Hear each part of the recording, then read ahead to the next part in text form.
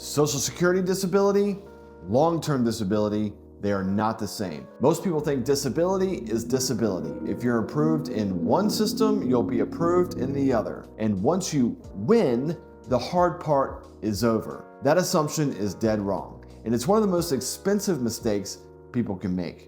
Hi, I'm Brandon Osterbind, and I'm a disability lawyer here in Virginia. And today I want to explain the difference between Social Security disability and long-term disability, because they're not the same system. They do not follow the same rules, and confusing the two costs people their benefits every single year. Here's the part that shocks most people. I've had clients approved for Social Security disability and denied for long-term disability. I've also seen the reverse. And when that happens, people ask, how can I be disabled for one but not the other? The answer is simple. These systems were built for different purposes, and they're governed by completely different laws. Let's start with Social Security disability. This is a federal government program. It's controlled by a federal statute, and to qualify, you usually have to prove that you cannot perform any substantial gainful activity. Not just your job, not just your profession, any work that exists in the national economy. That's a really high bar. There are hearings, there's testimony,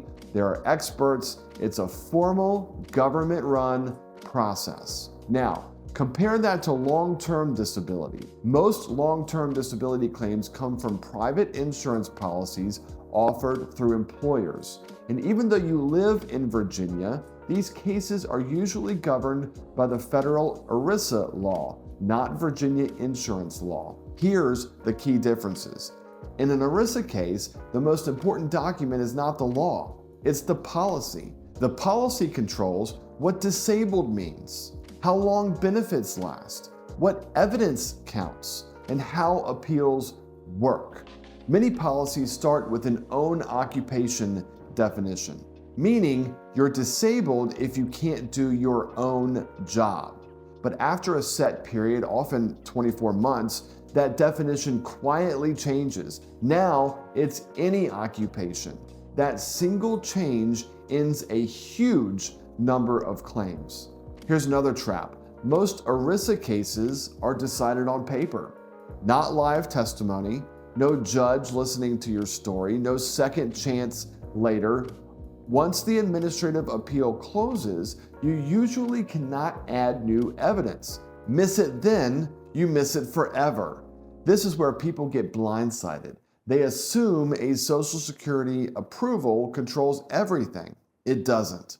ERISA insurers are not required to follow Social Security's decision. They'll say that decision uses a different standard. We're not bound by it. But at the same time, they'll selectively use parts of your Social Security file against you. And there's one more surprise that most people never see coming. Many long-term disability policies require you to apply for Social Security.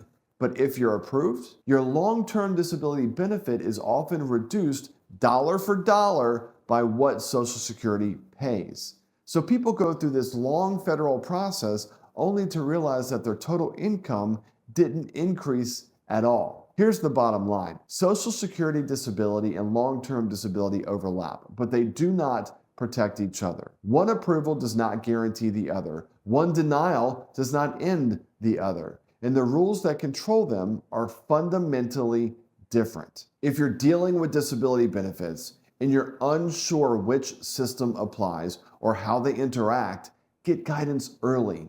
It can prevent mistakes that you cannot fix later. Before you go, watch the next video in this series, Why Most Appeals Fail. It explains why many ERISA cases are lost long before a judge ever sees them. And if this was helpful, subscribe to our channel. These rules are complicated, but understanding them early can change everything.